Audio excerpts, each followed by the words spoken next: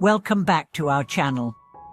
I'm so glad you're here again. In today's video, we are going to dive deep into a profound yet often misunderstood aspect of Buddhism, the true meaning of spreading the Dharma. You've probably heard the phrase, promoting the Dharma to benefit all beings, but what does that really mean? Is it merely about sharing Buddhist knowledge or teaching people the scriptures? Not quite. The essence of Dharma propagation goes far beyond intellectual transmission. Today, we'll explore how genuine spiritual transformation starts from within, and how the true Dharma reaches people's hearts, not just their minds. Let's begin with one of the core insights of today's discussion. Spreading the Dharma is not simply a matter of teaching Buddhist doctrine. It is, most importantly, about allowing that wisdom to transform lives from the inside out. True Dharma teaching doesn't reside solely in books or lectures. It lives in how people think, act, and perceive the world after coming into contact with this ancient wisdom. To fully explore this idea, let's walk through a story of how, over centuries, Buddhism has adapted, survived, and flourished, not because it was merely taught, but because it was lived. And from that living experience, it transformed individuals, communities, and entire cultures. Let me take you back in time. Imagine the early days following the Buddha's enlightenment. Did he go round handing out scrolls? Did he focus on establishing institutions? No. The Buddha walked, he taught, and more importantly, he listened. His presence was itself a teaching.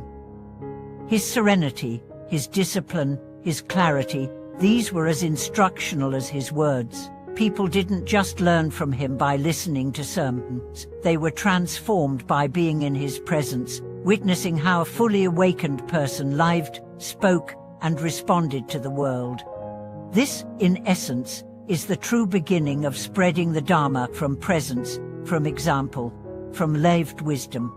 In our modern world, however, we often equate teaching with talking, with the presentation of information. We think that if someone has memorized many sutras or can quote long passages from the Diamond Sutra or the Heart Sutra, they must be a great Dharma teacher.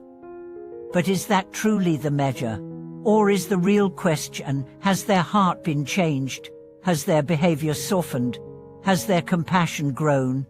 We often forget that the true power of Buddhism lies not in its complexity, but in its depth. It's not about knowing many things, it's about understanding one thing deeply, and allowing that understanding to change your life. The purpose of a Dharma talk isn't just to inform, it's to inspire, to awaken, to shift something deep inside the listener. This is where the story of genuine Dharma propagation begins, not in monasteries, not in lectures, but in the transformed hearts of everyday people. Let me share a contemporary example. There was once a young man, let's call him Ken. Ken came across Buddhism while going through a difficult time. He had lost his job, his relationship had just ended, and he felt completely lost. At first, he began reading books on Buddhism as a form of distraction. He liked the quotes, the metaphors, the poetic verses. But it wasn't until he encountered a meditation group led by a quiet, unassuming monk that something truly changed. This monk, unlike many teachers Ken had seen online, didn't speak much. When he did, his words were simple, almost too simple, but the way he moved, the way he smiled, the calmness in his eyes, it was all different. Ken noticed that when the monk entered the room, everything seemed to quiet down, not just externally but within him as well. That peace was contagious. That presence was the Dharma. Over time, Ken began to change. Not because someone told him what to do, but because he began to feel what it meant to live differently. He started waking up earlier, sitting in silence, reflecting more, arguing less. He didn't need someone to lecture him, he needed someone to show him what it meant to be still, to be mindful, to be kind. That was how he encountered the real Dharma, and eventually, Ken became the kind of person who others noticed was different, not because he preached, but because he embodied a quiet, grounded joy. This is what we mean when we talk about transformation from the inside. This is the heart of Dharma transmission. Think about it. When you meet someone who is deeply wise, peaceful, and kind, you feel it. You're drawn to them. You might not be able to explain why, but something in you responds. That's because you're not just hearing their words, you're experiencing their state of being. That's true teaching. In Buddhist scriptures, we often find the metaphor of a lamp lighting another lamp. The light doesn't diminish when it is shared, it multiplies. Real Dharma teaching is just like that. A teacher, by virtue of their presence, can light the lamp in another. Not by force, not by insistence, but by example. That's why the Buddha said, "Be a light unto yourself." Because only when we cultivate the light within can we help others see. The transformation of the heart is not always visible. It doesn't come with certificates or titles. It comes in the small, invisible ways. Someone lets go of anger more quickly, forgives more easily, listens more deeply. These are the true signs that the Dharma has entered someone's life. When we misunderstand the purpose of spreading the Dharma, we risk turning it into a performance. We become more interested in showing our knowledge than in deepening our understanding.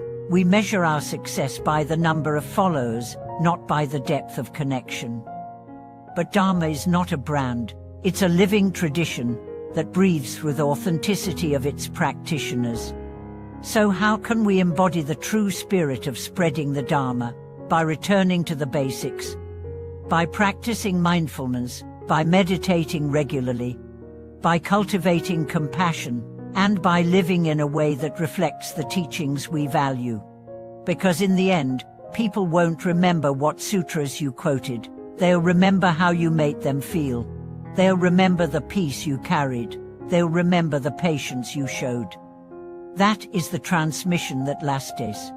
It's time we shifted the focus from performance to presence, from lectures to living examples. The world doesn't need more spiritual information, it needs more spiritual embodiment. It needs more people who live simply, speak truthfully, and love deeply. You don't have to be a monk to spread the Dharma. You don't have to wear robes or memorize texts. You just have to be honest, be kind, be present. That's the beginning. And if you're watching this, you already have what it takes. The seed of wisdom is in you. All it needs is attention, intention, and practice.